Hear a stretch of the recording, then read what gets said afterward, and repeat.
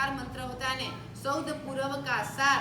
तो एक पूर्व का माप कितना है वो लिखते हैं, उसके हम समान दूसरे पूर्व का डबल, तीसरे पूर्व का डबल, चौथे पूर्व का, ऐसे 14 पूर्व का सार एक नौकार मंत्र में। तो एक पूर्व का माप इतना है तो दूसरा डबल, तीसरा डबल, चौथे डबल, दुगुना दुगुना दुगुना दुगुना करके 14 पूर्व का सार उस नौकार मंत्र में लिखा है। तो नौकार मंत्र में भी अपने को इतनी श्रद्धा होनी चाहिए। अन्य मंत्रों को छोड़कर नौकार मंत्र का आप जाप करो, आपको अवश्य में फलीभूत हो जाएगा।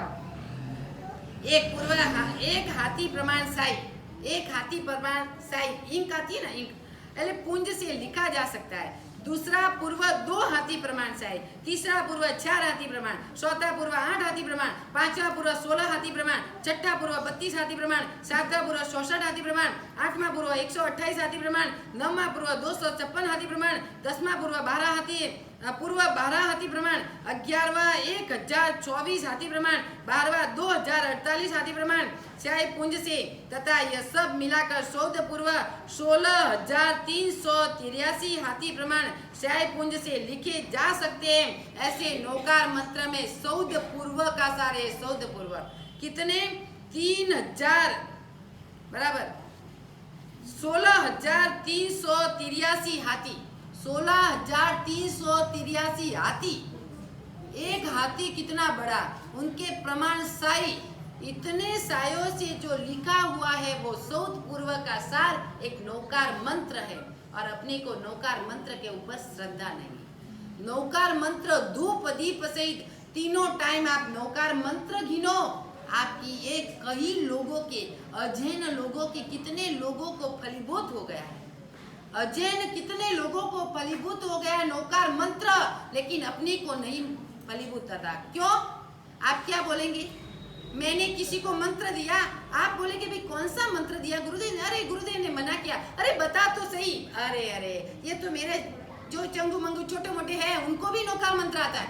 आप उन भावना को डिगा सकते हैं क्योंकि आपको श्रद्धा नहीं है। नौकार मंत्र में आप श्रद्धा रखो, कोई मंत्र का जाप मत करो। एक मंत्र, एक नौकार मंत्र इतना 14 पूर्व का सार, इतने प्रमाण हाथी प्रमाण लिखा हुआ है नौकार मंत्र, कितना महान होगा। इसलिए तो एक अक्षर ऊपर 1000 देवी देवता। आप नौकार मंत्र गिनेंगे तो भी आपके देवी देवता इष्ट देव आपकी रक्षा अवश्य में करे। आना ही पड़ेगा उनको, नहीं आएंगे तो कहाँ जाएंगे।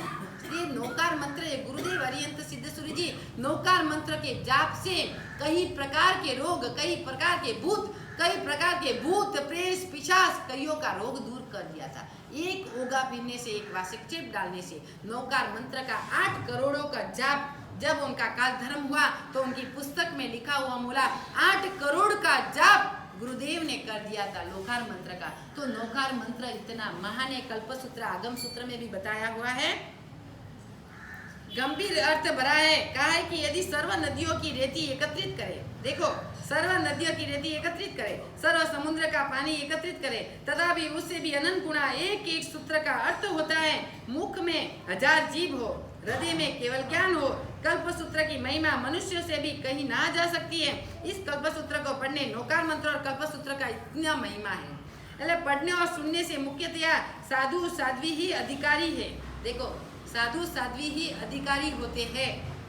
और उसमें भी वो कल्पसूत्र आता है, आप पढ़ते हो ना, वो व्याख्यान के रूप में अभी अहमदाबाद में भी साधु भगवानों ने एक पुस्तक निकाला है। वो व्याख्यान टाइप व्याख्यान, वो कल्पसूत्र नहीं है, लेकिन जो परिश्रम पर्व का थोड़ा बहुत सार होता है वो व्याख्यान होता है। एक एक व्याख्यान 9 दिन का व्याख्यान। लेकिन कल्पसूत्र के अधिकारी तो साधु साध्वी। हमारे भी जो साधु साध्वी है उनका भी योग करना पड़ता है। 6 महीने का योग, एक आंबिल एक नीवी, 6 महीने तक उत्तराध्यान आचारण योग। उसके बाद कौन से योग ना, पयन्ना का योग हम लोगों ने किया हुआ है।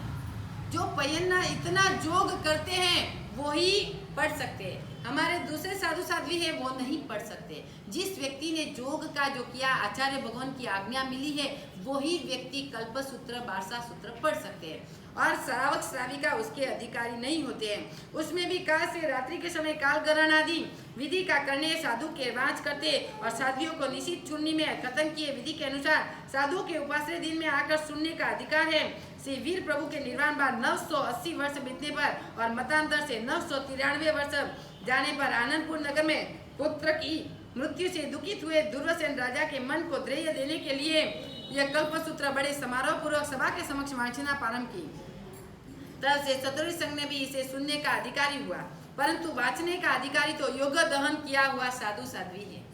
योग दहन यानी जोग, वो हमारी जो तप करना पड़ता है योग दहन 6 महीने तक, 6 महीने तक पात्रा वात्रा टच करके बैठना बहुत भारी है, बहुत भारी है। कोई बीच में भी आ गया तो वो हमारा क्रिया आज एक दिन ज्यादा करना, बीच में से भी कोई नहीं फेर सकता। हम लोग जाते तो हाथ पकड़ पकड़ के गुरु का चलना पड़ता है, बीच में भी किसी को जाने नहीं देना। बहुत योगदान बहुत भारी है, 6 महीने तक करना पड़ता है। हम लोगों ने जब दीक्षा ली थी, मैंने 19 साल के 20 साल की उम्र में ही योगदान कर लिया था। इतनी छोटी उम्र में मेरा योगदान हो गया था।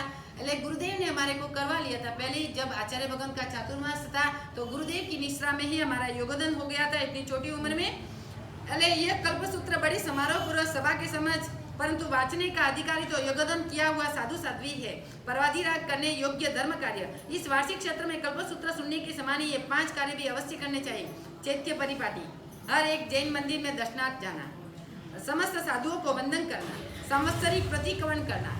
देखो नए दिन में गुरु का वंदन में भी कितना लाभ है, गुरु को वंदन भी करना चाहिए। आप व्याख्यान में आए बराबर है, लेकिन सुबह जब पूजा करने जाते हैं तो गुरुदेव को वंदन भी करने के लिए आपको आते हैं, बहुत लोग आते हैं, लेकिन आना चाहिए। तो गुरु को वंदन करने का भी लाभ परिश्रम पर्व में महान होता है। चैत्य परिपाटी, इधर तो एक मंदिर है का बड़े बड़ी सिटी होती है, वहाँ अलग अलग मंदिर होते हैं, तो अलग अलग मंदिर के दर्शन करने के लिए भी लोग जाते हैं। आज इस मंदिर में भक्ति की, आज इस मंदिर में भक्ति की, दूसरे मंदिर में भक्ति, अलग अलग मंदिर में भी भक्ति करने के लिए जाते हैं। वो समस्त साधुओं को वंदन करना, અને सांवत्सरिक प्रतिगमन करना, परस्पर खमाना, अठम तप करना, ये 5 कार्य श्री कल्पसूत्र के श्रवण समान इच्छित पदार्थ को देने वाले हैं। ऐसे अवश्य करने योग्य जिन प्रभु ने उक्त विधियों की आज्ञा की है, उसमें जो अठम तप है वह 3 उपवास करने से होता है। यह तप महाफल का कारण, ज्ञान, दर्शन, चारित्र 3 रत्नों को देने वाला होता है। 3 शल्यों को उकट फेंकने वाला होता है। 3 जन्म को पवित्र बनाने वाला होता है। मन, वचन, शारीरिक दोषों का शोषण करने वाला होता है। 3 जगत में श्रेष्ठ पद देने वाला होता है। इसलिए मोक्ष पद के अभिलाषी भवी प्राणियों को यह अठम तप अवश्य करने योग्य है। इस पर नाग केतु का दृष्टांत आता है। चंद्रकांता नगरी में विजयसेन नामक राजा राज्य करता था। उसी नगरी में श्रीकांत नामक एक व्यापार रहता था। उससे सी सखी नामक स्त्री थी। उसको बहुत सी माताएं मारने पर एक पुत्र पैदा हुआ था। वह पुत्र अभी एक बालक ही था। इंद्र में परिषण पर्व आया। उस वक्त उसमें कुटुंब में अठम तप की बात चल रही थी और वह सुनकर जाति स्मरण होने से स्तनपान त्याग कर उस बालक ने भी अठम तप किया। स्तनपान न करता देख और अठम तप करने के कारण मालती के वासी पुष्प कुमलाया देखकर माता पिता ने अनेक उपाय किए, परंतु सचेतन नहीं हुआ और वह बालक मूर्छित हो गया। उसे मरा समझकर उसने पिता ने भी दुख की मृत्यु का कारण होकर उसे वक्त विजयसेन राजा ने उस पुत्र और उसके बाप को मरा जानकर उसका धन ग्रहण करने के लिए सुबडों को भेजा। पहले जमाने में ऐसा जमाना था जब उनका पुत्र कोई वंशज ही नहीं है तो वो धन राजा लेके जाते थे। तो वो पुत्र कोई पूर्व भाव में बेचारे कोई सुना हुआ होगा कि परिषण महापर्व में उसकी सौतेली माता थी और सौतेली माता ने उनको मार दिया था और झुपड़ी में चुला के उनको आग लगा दी। तो सब छोटे छोटे बच्चे जैसे साथ में फिरते हैं, जो अजैन का बच्चा भी उसके साथ में जो फिरता होगा तो उनको भी लगता होगा कि भाई ये परिषण महापर्व है, इन परिषण पर्व में तप करना चाहिए, वो करना चाहिए, वो करना। छोटे जो बच्चों के साथ व्यक्ति धर्म में रंग जाता है और धर्म का रंग भी उनको लग जाए। तो उनको फिर पिता माता ने उनको मार दिया तो उनके मन में ऐसा था परिषण पर्व की मेरी भावना है, परिषण पर्व में मैं भी उपवास करूंगा, मैं भी ऐसे करूंगा, और भावना से ही वो मर गया। जैसे ही उसका जन्म हुआ और जन्म होते ही उनको जाति स्मरण ज्ञान हुआ कि आज परिषण पर्व की बात चल रही है, जैन कुल में जन्म हुआ, परिषण पर्व की बात चल रही है। तो उन्होंने फिर दूध पीना बंद कर दिया, मेरे को अठम तप करना है, और वो अठम तप करने लग गया। और वो जातिस्मरण ज्ञान से उन्होंने 3 दिन तक दूध पानी कुछ नहीं पिया। और माता पिता ने क्या समझा, पिता तो उनके पहले से ही मर गए थे और माता ने समझा ये बच्चा मर गया है, और फिर राजा को बात की कि बच्चा भी मर गया है तो उनका धन लेने के लिए जाओ। तो पहले जमाने में ये जमाना था जो उनका कोई वंशज नहीं हो, उनका कोई पुत्र नहीं हो, तो धन लेने के लिए राजा आते थे। अभी राजा उनका धन लेने के लिए, ग्रहण करने के लिए सुब्टों को भेजा गया। इधर उस बालक को अठम तप के प्रभाव से धर्मेंद्र का आसन कंपित हुआ। अठम तप क्यों? तीसरे दिन, 2 दिन तो अपना कुछ भी अपनी सिद्धि की प्राप्ति करनी है। बड़े बड़े आचार्य भगवान, बड़े बड़े गच्छाधिपति जब सिद्धि की प्राप्ति करनी होती है, जब आचार्य पद मिलता है, गच्छाधिपति के आचार्य पद, पन्यास पद जब भी मिलता है, तब मगरवाड़ा आगलोर में माणिकभद्र इष्टदेव का उधर जाके अठम करते हैं। अठम जब, क्योंकि मगरवाड़ा माणिकभद्र देव क्या है? समकीती आत्मा है, वो एक भव करके मोक्ष में जाना, इसलिए हम लोग माणिकभद्र देव को मानते हैं। भैरू जी को नहीं मानते, माणिकभद्र जी को मानते हैं। लेकिन माणिकभद्र देव शासन के रक्षक है, तपागज के नायक है। तपागज के अपने नायक है वो माणिकभद्र इष्ट देवी है, दूसरे एक भी देव नहीं है। तो माणिकभद्र इष्ट देव जब आचार्य भगवान, जब आचार्य पदवी होती है तो आगलोड, मगरवाड़ा, उज्जैन 3 जगह माणिकभद्र इष्ट देव का स्थान है। तो वहां जाके अठम तप की आराधना करते हैं। अठम तप की आराधना करके माणिकभद्र इष्ट देव का आशीर्वाद लेके मैं शासन की रक्षा करने के लिए अभी पैर रख रहा हूँ। जब आचार्य बनते हैं तो आचार्य की धुरी, उनको शासन की रक्षा करनी पड़ती है। तो शासन की रक्षा करने के लिए वो पैर रखने के लिए जाते हैं, तो पहले माणिकभद्र का इष्ट देव का आशीर्वाद लेके फिर वो पैर रखेंगे तो शासन की प्रभावना अच्छी होती है। तो शासन की प्रभावना के लिए भी जाते हैं। और राजा भी आकर कहने लगा, हे ब्राह्मण, जिसका वारस न हो उस धन को हम ग्रहण करने के लिए ये हमारा परंपरागत नियम है, अतः जो तुम क्यों रोकते हो? धर्मेंद्र प्रकट हुए।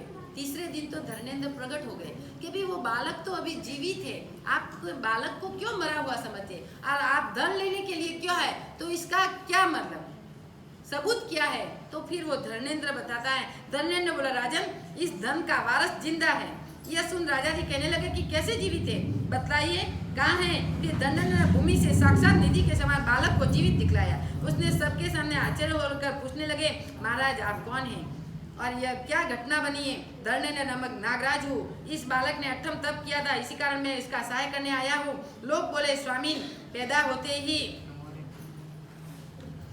होते ऐसे छोटे बालक ने अठम तप किस तरह कहा? धर्मेंद्र ने बोला, राजन, पूर्व में ये बालक एक बनिए का पुत्र था। बालकपन में ही उसकी माता की मृत्यु हो गई थी, मैंने बोला ना। रुधिर का चमन कराकर सिंहासन से नीचे गिरा दिया।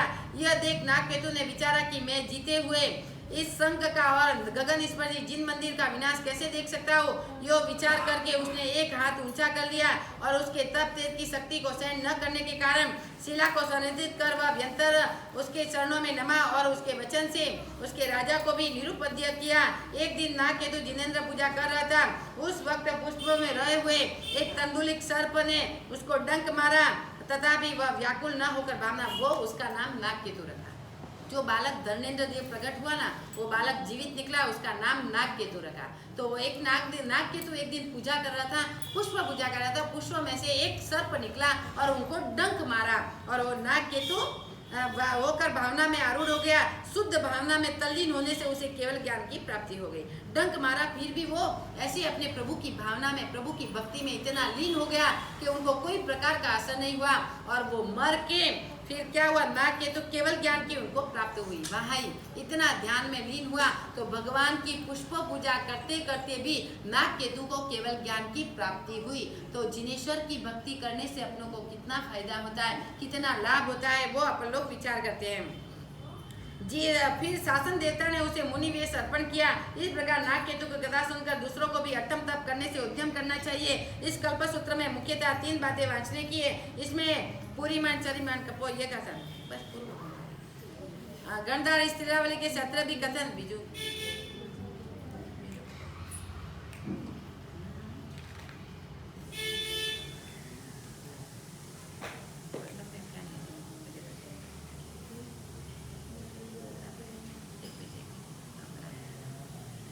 उस समय और उस काल में महावीर प्रभु के 5 कल्याण।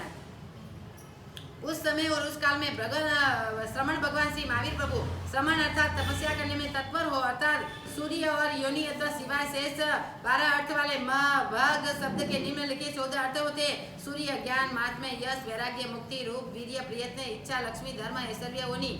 इसमें से प्रथम सूर्य और अंतिम योनि व वज्र कर बाकी के तमाम अर्थ वाले महावीर अर्थात कामरूप वैरी को पराजित करने में समर्थ ऐसे श्री श्रमण भगवान महावीर के 5 स्थानों में हस्तोत्साह नक्षत्र अर्थात उत्तरा फाल्गुनी नक्षत्र आया है। सो इसी प्रकार के माध्यम वासना से दर्शाते हुए उत्तरा फाल्गुनी नक्षत्र में प्रभु प्राणक नामक 10वें देवलोक से चयन कर आता माता के गर्भ में आए। उत्तरा फाल्गुनी से भी दीक्षित हुआ और उत्तरा फाल्गुनी में प्रभु ने अनंत वस्तु विषेता का अनुपम केवल ज्ञान दर्शन प्राप्त किया। अतः स्वाति नक्षत्र में प्रभु निर्वाण हुए। अब विस्तार वाली वासना से श्री वीर प्रभु का चरित्र कहते हैं।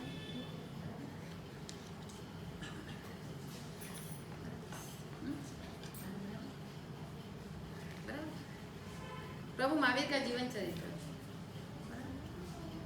प्रभु महावीर का जीवन चरित्र।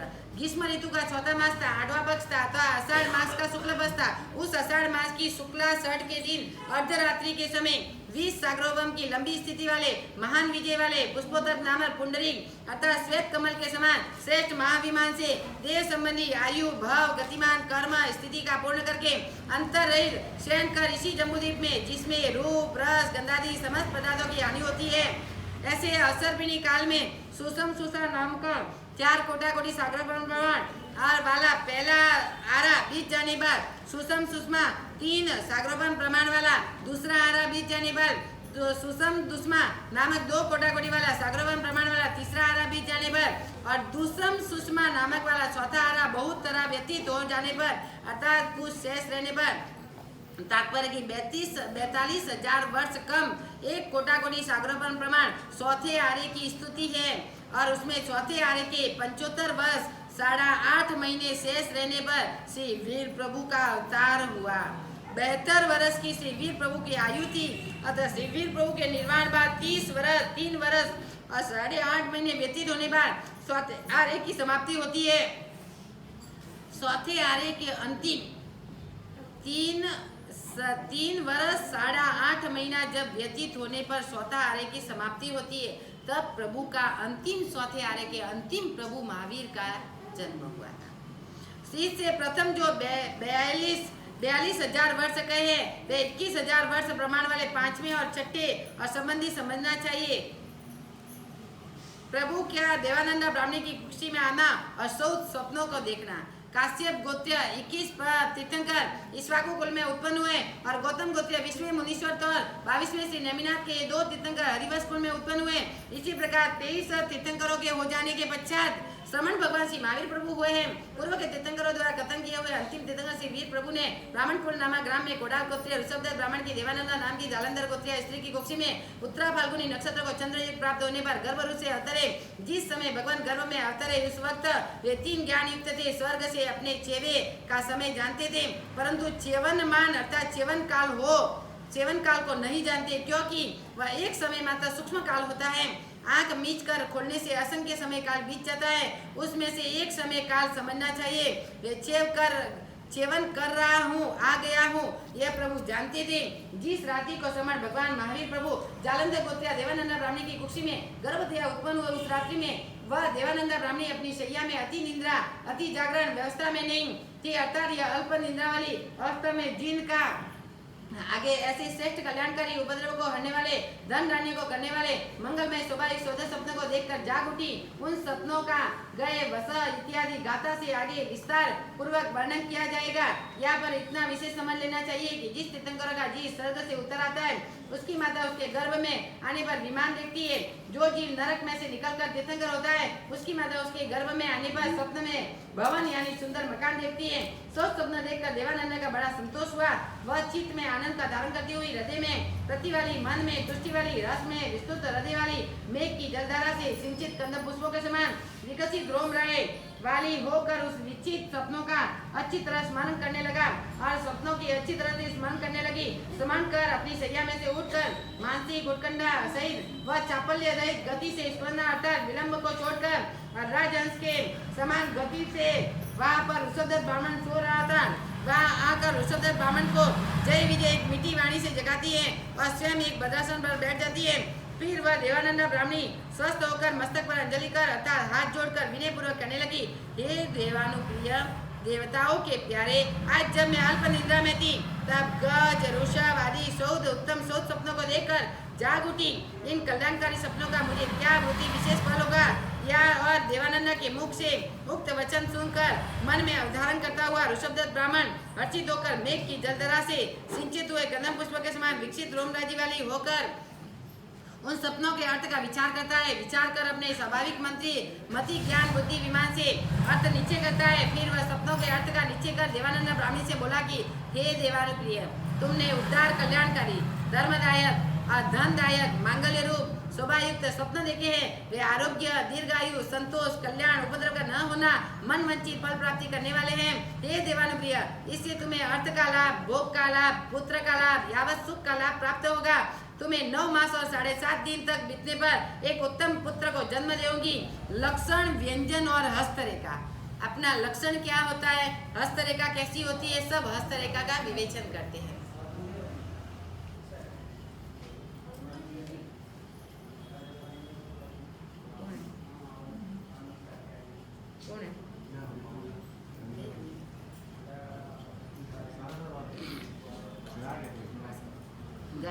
फिर वह सपनों का अर्थ नीचे वह पुत्र कोमल हाथ पैरों वाला पंचेंद्रिय परिपूर्ण सुंदर शरीर वाला और व्यंजन लक्षणादि शारीरिक प्रशस्त लक्षणों से युक्त होगा।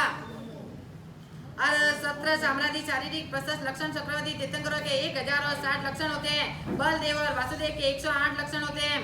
दूसरे भाग्यवान मनुष्यों के 32 लक्षण होते हैं। ये 32 लक्षण निम्न प्रकार के होते हैं। छत्र कमल रथ वज्र कछुआ, हाथ में भी छत्र भी होता है, कछुआ भी होता है, वज्र भी होता है, हर निशान अपने हाथ में होते हैं। जो जो व्यक्ति को निशान अच्छा होता है वो 32 लक्षण वाला भी पुरुष कहलाता है। छत्र कमल रथ वज्र कछुआ अंकुश विदिका धनुष्य स्वस्तिक चंद्रवाल सरोवर केसरी सिंह रुद्र शंख चक्र हस्ती समुद्र कलश महल मकान मत्स्य यज्ञ स्तंभ स्तूप करकंबल पर्वत चामर दर्पण बैल पताका लक्ष्मी का अभिषेक उत्तम माला और मयूर मोर से 32 सिंह जिस पुण्यवान के शरीर में होते हैं वह 32 लक्षण वाला पुरुष कहलाता है। इन लक्षण वाले मनुष्य के 7 लक्षण लाल हो तो श्रेष्ठ होते। नाखून लाल हो, हाथ पैर जीभ होठ लाल तालुआ लाल हो, नेत्र के कोण लाल हो, कक्षा हृदय गर्दन नासिका नाखून मुख उन्नत अच्छे हो, दांत चमड़ी केस अंगुलियां पर्व नाखून 5 सूक्ष्म हो, बारीक अच्छे होते। नेत्र हृदय नासिका और भुजा 5 लंबे श्रेष्ठ हैं। लाड़ छाती मुख्य 3 विशाल है। गर्दन जंगा ये 3 लघु अच्छे होते हैं। सत्व खर और नाभि ये 3 गंभीर अच्छे हैं। ये भी 32 लक्षण कहलाते हैं। शरीर का अर्धभाग मुख है और शरीर का सर्वस्व मुख गिना जाता है। उसमें भी नासिका श्रेष्ठ है। नासिका से नेत्र श्रेष्ठ है और नेत्र होते हैं वैसा ही उस मनुष्य का शील होता है। जैसी नासिका होती है वैसी उसके हृदय की सरलता होती है। जैसी रूपाकृति होती है वैसा उसके पास द्रव्य समझना है और जैसा शील होता है वैसे गुण समझना चाहिए। जो मनुष्य अति ठिगना होता है, अति लंबा होता है, अति मोटा होता है, अति क्रूश होता है, अति पतला होता है, अति काला होता है और बहुत गोरा होता है, इन सब प्रकार के मनुष्यों में सत्व होता है। सधर्मी रूपवान निरोगी श्रेष्ठ स्वप्न देखने वाला श्रेष्ठ निधिवान और कविता रचने वाला मनुष्य स्वर्ग से आया है और स्वर्ग से ही जाएगा। यह सूचित करता है दम्भ रहित दयालु दासी दानी और इंद्रियों का दमन करने वाला और दक्ष और सदैव सरलता से वर्तने वाला मनुष्य मानव योनि से ही आया है और फिर भी वह मनुष्य योनि में ही जाएगा। यह समझना योग्य है। कपट लोग अति भूख आलस्य बहुत आहार करना इत्यादि चेष्टाओं से मनुष्य सूचित करता है यह पशु पक्षी योनि से आया है और पशु योनि में ही जाएगा।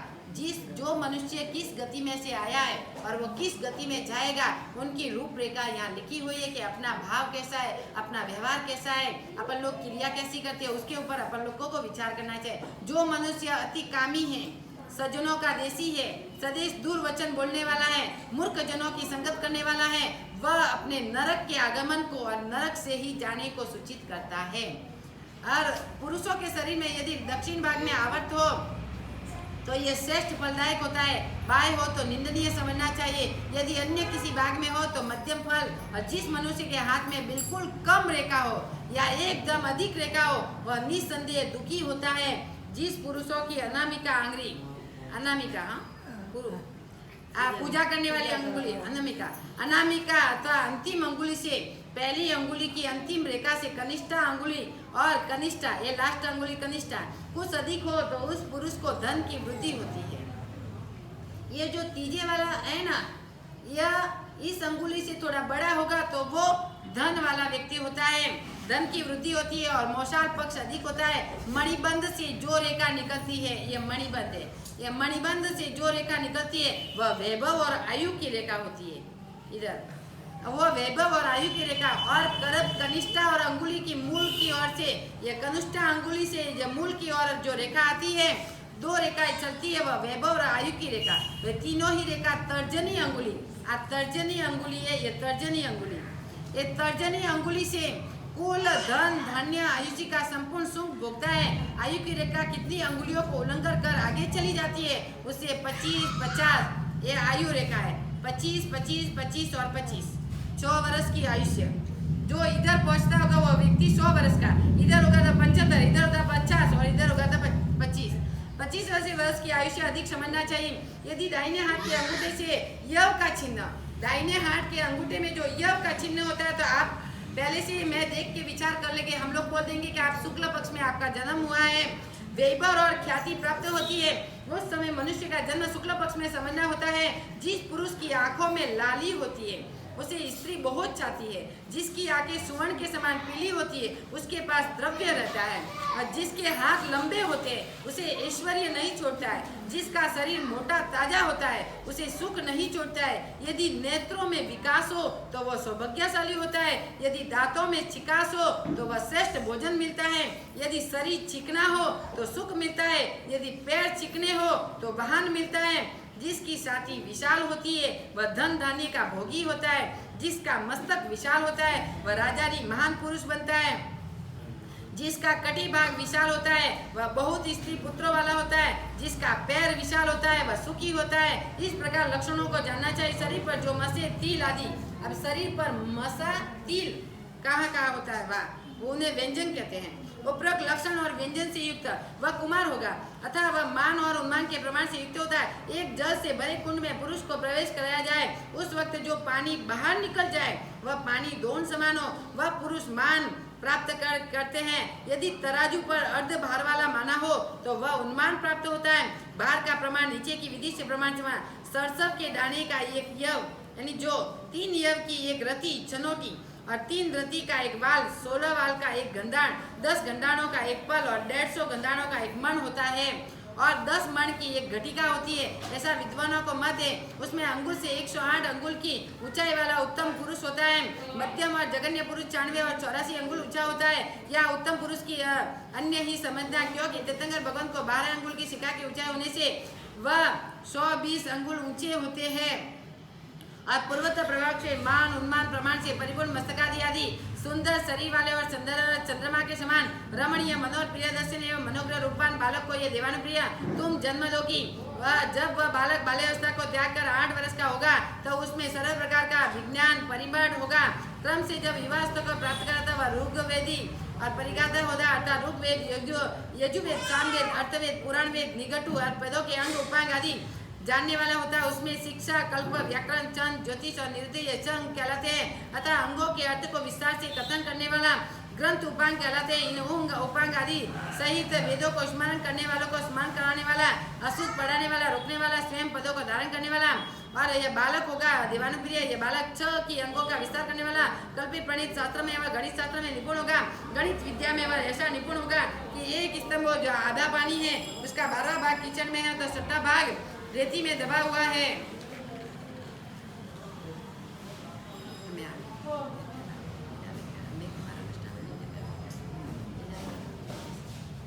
रेती में दबा हुआ और सिर्फ 1.5 हाथ 12 दिखता है। विचार कर कहो कि इस स्तंभ की कितनी लंबाई होनी चाहिए। यह गणित के हिसाब से 6 हाथ लंबा स्तंभ था। गणित के ऐसे हिसाबों से शीघ्र बताने वाले लोगों शीघ्र शिक्षा, कल्प यानी आचार विज्ञान के ग्रंथ, व्याकरण, शब्द सिद्धि, शास्त्रों के 20 व्याकरण, इस प्रकार इंद्र व्याकरण, जैनेन्द्र व्याकरण, श्री हेमचंद्र व्याकरण, चांद्र व्याकरण, पाणिनीय व्याकरण, सारस्वत व्याकरण, सागट व्याकरण, व्यामानिस्ता, विस्तार, बुद्धिसागर, सरस्वती, कंठाभरण, विद्याभरण, कलाबाग, भीमसेन, सेव, गौड़, गंधी, यज्ञपल, मुष्टि और जयदेव व्याकरण। इस 20 व्याकरणों में चंद्र शास्त्र में निरुपद है और ज्योतिष शास्त्र में तथा अन्य भी ब्राह्मणों के हितकारी तथा परिवाजक माने संन्यास संबंधी आचार शास्त्रों में वह बहुत ही निपुण होगा। इसलिए देवानुप्रिय तुमने श्रेष्ठ सपने देखे।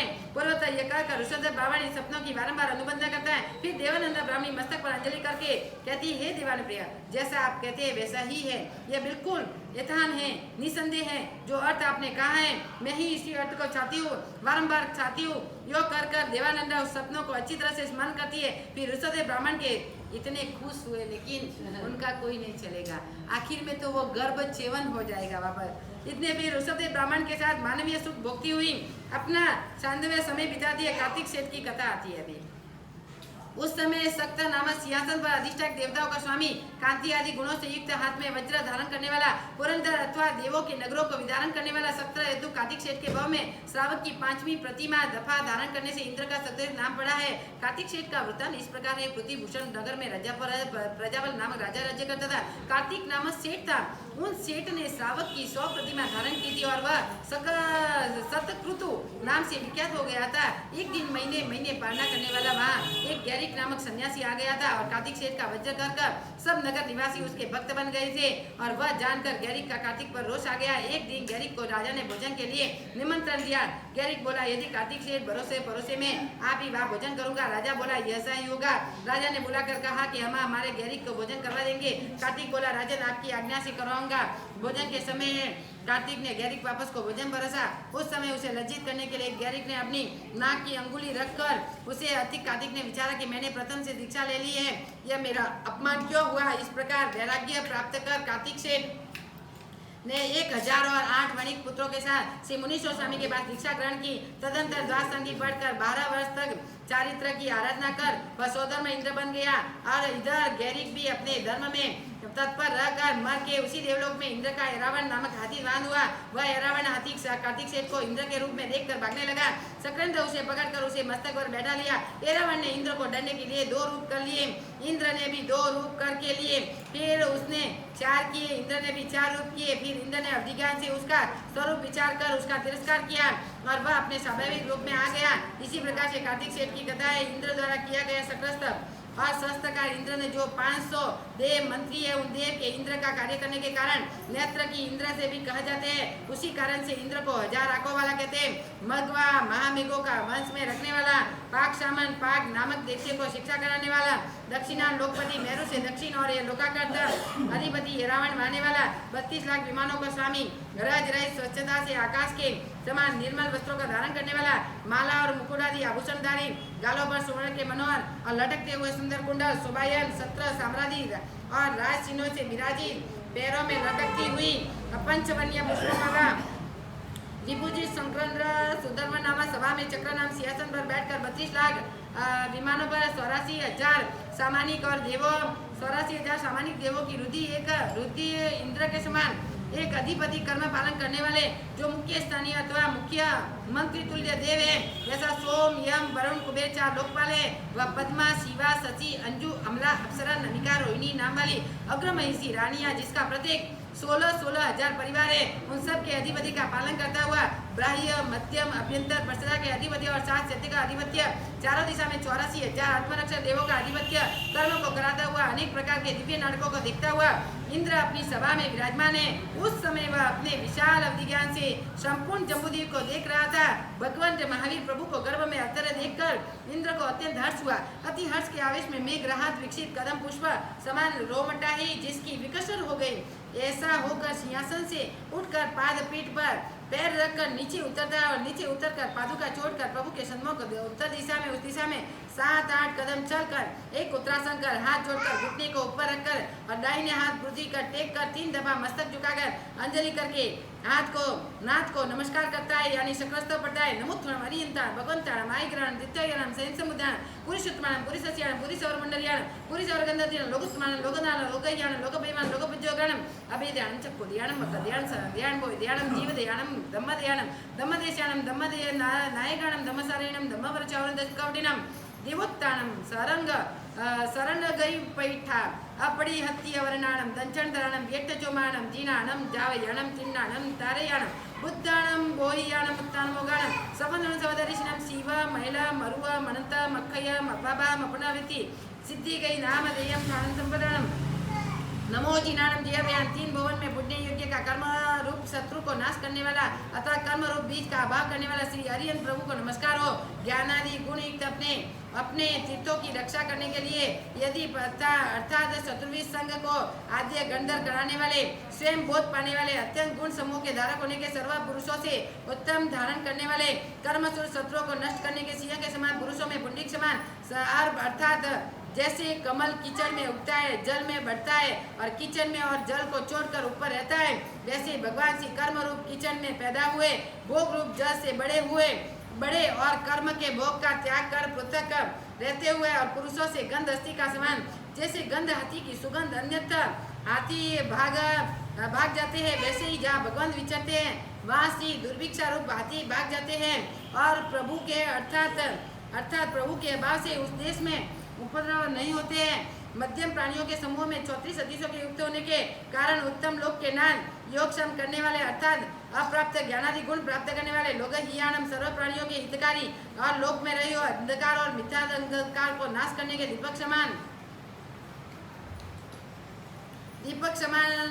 सर्व वस्तु समूह के प्रसारित होने से लोक में उद्यत करने वाले भय से रहित निडर करने वाले ये भय 7 प्रकार के हैं और मनुष्य को मनुष्य से भय इस लोक संबंधी भय और मनुष्य को देवादि का भय परलोक का भय धनादि हर लेने का भय अने किसी निमित्त बिना बाह्य अकस्मात का भय आजीविका का भय मरण का भय अपयश का भय उस 7 प्रकार के भय से विमुक्त करने वाले नेत्रों के समान शुद्ध ज्ञान को देने वाले सम्यक दर्शनादि मोक्ष मार्ग को देने वाले जैसे कि कई मनुष्य की कई मुसाफरी में जा रहे थे और रास्ते में चोरों ने उनको धन लूट कर आंखों में पट्टी बांधकर उन्हें उल्टे रास्ते चढ़ा दिया। इसी से किसी बलवान हितकारी मनुष्य ने वहां आकर चारों से उसका धन वापिस दिलाकर आंखों से पट्टी खोलकर उसे सीधे रास्ते पर चढ़ा दिया। वैसे ही प्रभु भी काम क्रोधादि स्वरों से धन लूटे हुए मिथ्या पट्टी से आच्छादित विवेक रूप नेत्र वाले और मनुष्य को शुद्ध ज्ञान धर्म ज्ञान से मुक्ति मार्ग पर चढ़ाकर उसके उपकारी होते हैं और मनुष्य में भयभीत होने से मनुष्य का चरण देने वाले और मुक्ति का अभाव रूप जीवन देने वाले अरे बोधि अर्थात सम्यक्तों को प्रकाश करने वाले चारित्र और धर्म की ज्योति दिखाने वाले धर्म का उपदेश देने वाले धर्म के नायक स्वामी धर्म के सारथी उन्मार्ग में जाते हुए धर्म को रथ मार्ग में लाते हुए वैसे ही प्रभु के उन्मार्ग में गए मनुष्य को धर्म मार्ग में लाकर स्थिर रहते हैं। अब इस मेघ कुमार का दृष्टांत है। पहला व्याख्यान अभी मेघ कुमार से पूरा होगा, अभी दूसरा व्याख्यान बाकी है। मेघ कुमार का दृष्टांत। एक समय प्रभु राजगढ़ नगर में पधारे थे। उसकी देशना सुनकर सैनिक राजा अपनी धानी रानी का पुत्र मेघ कुमार प्रतिबोध को प्राप्त हुआ अपने बड़ी कठिनाई से माता पिता की आज्ञा प्राप्त कर उनकी स्त्रियों का त्याग कर दीक्षा ग्रहण लेने की मेघ कुमार का संतारा उसके बाद द्वार के निकट आया और रात को मात्रा लघुनीति के लिए आते जाते मुनियों की चरण रथ का उसका संतारा भर गया। मेघ कुमार ने क्या किया? प्रभु की आज्ञा प्रभु का उपदेश सुन के प्रभु महावीर का उन्होंने दीक्षा ली तो दीक्षा लेने के बाद सब चीज छोटे थे। तो हमारे में ऐसा नियम होता है कि बड़ा बड़ा बड़ा बड़ा छोटे छोटी का संतारा दरवाजा के बाहर आया। अभी इतने साधु है प्रभु महावीर के, तो फिर मेघ कुमार का संतारा कहाँ आएगा? सोने की जगह कहाँ आएगी? इतने बड़े बड़े जो आगे सोएंगे तो छोटी का तो संतारा नीचे ही आता है। तो सब रात्रि में मात्रा करने के लिए उठते साधु लघु नीति के लिए उठते थे तो उनका पूरा संथारा रेत से भर गया, पूरी रात नींद नहीं आई। तब वो मेघ कुमार विचारने लगे। जब भगवान महावीर के पास में आता था तब तो भगवान महावीर कितने मीठे मीठे मेरे से बोलते थे, मेरे से कितनी अच्छी बातें करते थे, और आज दीक्षा ले तो मेरी हालत ये, बस मैं तो ओगा दे के भगवान प्रभु को ओगा दे के कल सुबह में घर चला जाओ। पूरी रात मेरी नींद भी नहीं, मैं तो कितना घर भी सुखी था, इतना राजमहल, इतना मेरा जो संथारा, इतनी गादी, इतनी प्यारी नींद, कितना अच्छा था घर में, लेकिन मैंने दीक्षा ली। जैसे ही उसने रात को विचार किया प्रभु महावीर को वंदन करने के लिए आए, मैं ओगा देने के लिए आए। प्रभु महावीर ने बोला कि रात को ऐसा विचार क्यों आया तेरे को? भगवान तो ज्ञानी थे। अरे तू विचार कर, यह तो साधु संतों की रज है, लेकिन जब तू पूर्व में 500 का वैताड़ीय पर्वत तू तब 500 हथनी का तू मालिक एक हाथी था, वैताड़ीय सूर जो हाथी था तू वैताड़ीय पर्वत, तब तूने कितनी सहन की थी, कितनी जीव दया चिंतित थी। जब एक बार जंगल में दुकाल हुआ तो तूने, तेरे को मालूम पड़ा तो इतनी जगह साफ करके तू इधर खड़ा हुआ। जैसी जैसी पशु पक्षी दुकाल पड़ा, आग लगने लगी, सब लोग दौड़ दौड़ के तेरे जितना तेरा शरीर था उसके नीचे आके बैठ गए। एक पैर तूने खंजवाल यानी काट करने के लिए पैर उठाया, इधर भी सचला एक खरगोश बैठ गया। अब तेरे को पैर कैसे नीचे रखना, तू पहले पूर्व भाव में इस खरगोश की तूने जीव दया चिंते, मैं पैर नीचे रखूंगा तो बेचारा मर जाएगा। 2.5 दिन तक दुकाल रहा, 2.5 दिन तक दुकाल रहा, पैर ऐसे के ऐसे रखा उन्होंने। और जब 2.5 दिन से दुकाल जब समाप्त हुआ, सब पशु पक्षी दौड़ के गए। पैर जैसे ही तूने नीचे रखा तो तू नीचे ढल गया और तेरा आयुष्य पूर्ण हो गया और तू मर गया। मर के तू मेघ कुमार हुआ। तूने पशु योनि में भी इतनी दया देखी, तो अभी तो ये साधुओं की रज है, साधुओं की रज में तू इतना दुखी हो रहा है। उनको स्थिर किया और मेघ कुमार को स्थिर करके वापस मेघ कुमार उधर चारित्र में स्थिर हुआ और स्थिर होके वो साधु साधियों की ब्यावच करने लगा और अपना चारित्र पूर्ण किया। तो ऐसे मेघ कुमार का दृष्टांत। मेघ कुमार उस समय पशु के भाव में भी तूने धर्म के लिए वैसा कष्ट सहन किया था, और जब जगत के वंदनीय मुनियों को शरण से तू क्यों दुखित होता है, ऐसा उपदेश देकर प्रभु ने अपने धर्म में स्थिर किया। उसका पूर्व भाव का वृत्तांत सुनते ही समय मेघ कुमार को जातिस्मरण ज्ञान हो जाने से उसने केवल नेत्र वर्ज कर अपना सारा शरीर मुनियों की सेवा में समर्पण कर दिया। एक नेत्र चलाना, दूसरा पूरा शरीर, जितने भी साधु साध्वी थे उनकी सेवा में वो व्यतीत होने लगे मेघ कुमार। और नीतिचार चारित्र पालन कर मेघ कुमार अंत में महीने की संरचना कर विजय नामक विमान में देव हुआ। वहां से महाविद्य क्षेत्र में जन्म कर वह मोक्ष पद को प्राप्त करेगा। दूसरे व्याख्यान सड़ावा बोलना है कि वती बोलो बोलो बोलो।